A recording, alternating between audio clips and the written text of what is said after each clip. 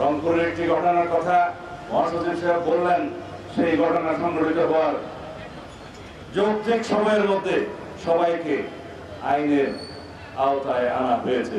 এরকম রামেসা হত্যা থেকে শুরু করে যত ঘটনা জাতীয়ভাবে আলোচিত হয়েছে বা আলোচিত হয় নাই, প্রত্যেকটা অপরাধের আমরা অ্যাড্রেস করতে পেরেছি এবং যথাযথ আইনি প্রক্রিয়া নিয়ে আসতে পেরেছি, আদালতের কাছে সুবদ্ধ করতে পেরেছি। ক্ষেত্র মতে সমাজের চাহিদা অনুসারে সংক্ষিপ্ত সময়ে বিচারিক কার্য সমাপ্ত করার জন্য সহযোগিতা করেছি। সবকিছু আপনারা জানেন। এর চাইতে এই অল্প সময়ের মধ্যে আর বেশি কিছু আশা করা আমাদের মনে হয় ঠিক হবে না। তবে ইনশাআল্লাহ প্রতিশ্রুতি দিচ্ছি, বাংলাদেশের এই পুলিশ বাহিনী জনপ্রত্যাশিত জনবান্ধব পুলিশ বাহিনীতে পরিণত হবে ইনশাআল্লাহ।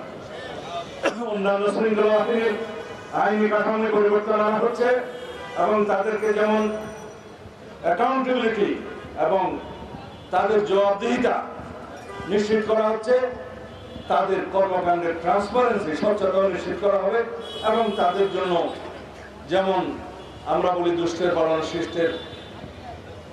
দমন শিষ্টের পালন নীতি অনুসরণ করা হচ্ছে, তাদেরকে আমরা পুরস্কৃত করছি, অ্যাওয়ার্ড দিচ্ছি, সনদ দিচ্ছি, বিভিন্নভাবে পদক দেওয়া হচ্ছে ভালো কাজের জন্য, তাদের কৃতিত্বপূর্ণ কাজের জন্য।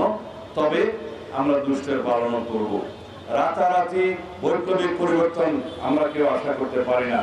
ইনশাআল্লাহ আমরা আমাদের মাননীয় প্রধানমন্ত্রী, এদেশের গণমানুষের নেতা জনাব তারেক রহমানের নেতৃত্বে নির্দেশনায় আমরা আইন শৃঙ্খলা পরিস্থিতিকে একটা এমন পর্যায়ে উন্নীত করতে পারবো, ইনশাআল্লাহ জনপ্রত্যাশা পূরণ হবে। এই বাহিনী জনবান্ধব বাহিনী হিসেবে নিজেদেরকে প্রতিষ্ঠা করবে।